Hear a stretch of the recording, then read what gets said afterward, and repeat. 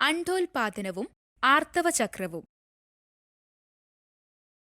Pituitary ഗ്രന്ഥിയും അണ്ഡാശയവും ഗർഭപാത്രവും തമ്മിലുള്ള പരസ്പര ബന്ധം മൂലമാണ് അണ്ഡോൽപാദനത്തിന്റെയും ആർത്തവത്തിന്റെയും പ്രക്രിയകൾ ഉണ്ടാകുന്നത്.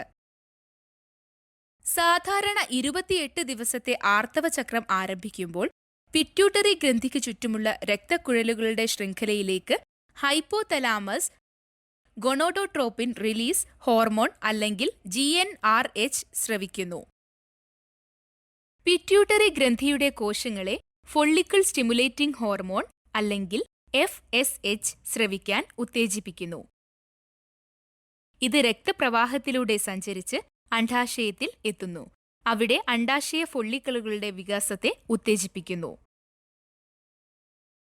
വികസിക്കുന്ന ഓരോ ഫോള്ളിക്കിളുകളിലും ഒരു വളർച്ചയില്ലാത്ത മുട്ടയുണ്ടാകും. ഉദാഹരണത്തിന് ഈസ്ട്രജനും ദ്രാവകവും സ്രവിക്കുന്ന നിരവധി കോശങ്ങളിൽ അടങ്ങിയിരിക്കുന്നു. ഈ വികസിക്കുന്ന ഫോള്ളിക്കിളുകളിൽ ഭൂരിഭാഗവും 7 ദിവസം കൊണ്ട് ജീർണിക്കുന്നു. അതിനുള്ളിൽ വികസിക്കുന്ന മുട്ടയെ പോഷിപ്പിക്കുന്ന തരത്തിൽ വളരാൻ ഒരു പ്രബലമായ ഫോള്ളിക്കിൾ മാത്രം അവശേഷിപ്പിക്കുന്നു.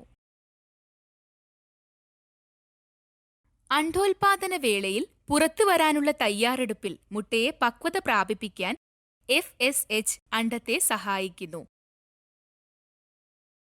അതേസമയം വികസിക്കുന്ന ഫോള്ളിക്കിളുകൾ സ്രവിക്കുന്ന ഈസ്ട്രജൻ ഗർഭാശയത്തിന്റെ എൻഡോമെട്രിയൽ പാളിയുടെ പുനരുജ്ജീവനത്തിന് സഹായിക്കുന്നു.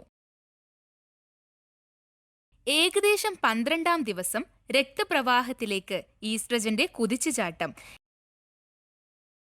ഇത് ഹൈപ്പോതലാമസിലെത്തുകയും അതിന്റെ ഫലമായി GnRHന്റെ സ്രവണം വർദ്ധിക്കുകയും പിറ്റ്യൂട്ടറി ഗ്രന്ഥിയുടെ ലൂട്ടിനൈസിംഗ് ഹോർമോണിന്റെ അല്ലെങ്കിൽ LH ഉൽപാദനത്തെ ഉത്തേജിപ്പിക്കുകയും ചെയ്യുന്നു.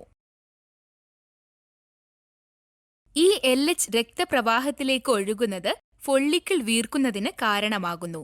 ഇത് ഫോള്ളിക്കിളിന്റെ വിള്ളലിനും സൈക്കിളിന്റെ മധ്യഭാഗത്ത് അണ്ഡോൽപാദനത്തിനും കാരണമാകുന്നു.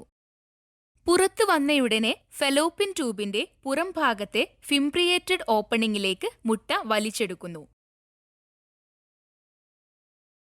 ഇവിടെ നിന്ന് ബീജസങ്കലനം നടക്കുന്ന ഫെലോപ്പിൻ ട്യൂബിലൂടെ സഞ്ചരിക്കാൻ ഏകദേശം 5-6 ദിവസമെടുക്കും. ബീജസങ്കലനം നടന്ന അണ്ഡം ഗർഭാശയ അറയുടെ ഭിത്തിയിൽ പതിക്കും. മുട്ടയുടെ ബീജസങ്കലനം 12 മുതൽ 24 മണിക്കൂറിനുള്ളിൽ സംഭവിക്കുകയാണെങ്കിൽ മുട്ട ശിഥിലമാകാൻ തുടങ്ങുകയും എൻഡോമെട്രിയൻ ലൈനിംഗ് ചെറുതാവുന്നതിനോടൊപ്പം ഇത് ഇല്ലാതാകുകയും ചെയ്യും.